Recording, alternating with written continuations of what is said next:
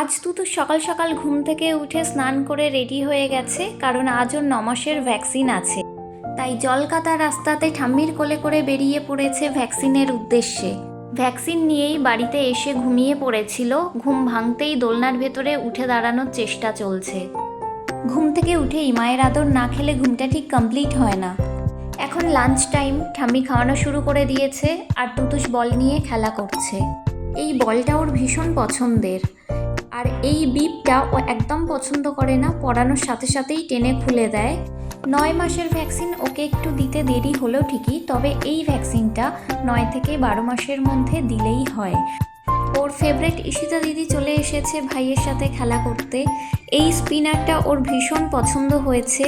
এটা ওরই মতো ওরই এক খুদে বন্ধু ওর জন্য পাঠিয়েছে।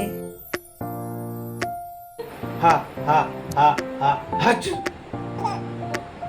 হা হা হা হা হাচু হা হা হা হাচু। অফিস থেকে বাবা ফিরে এসেছে, বাবার সাথে এখন খেলা হচ্ছে।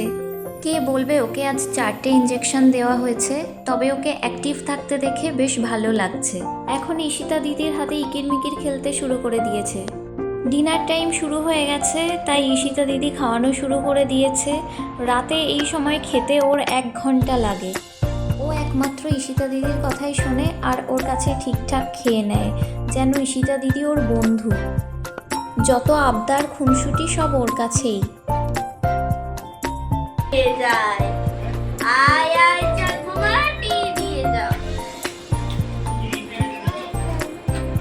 আবার অনেকটা রয়েছে মুখেটা খারাপ এখন ঘুমাতে এসেছে। এখন বাজে রাত 11:30। দেখা যাক আজ কখন ও ঘুমায়। তবে আজ এই পর্যন্তই। দেখা হবে পরের কোনো নতুন ভিডিওতে। ভালো লাগলে অবশ্যই লাইক, কমেন্ট এবং সাবস্ক্রাইব করে দেবেন। টাটা।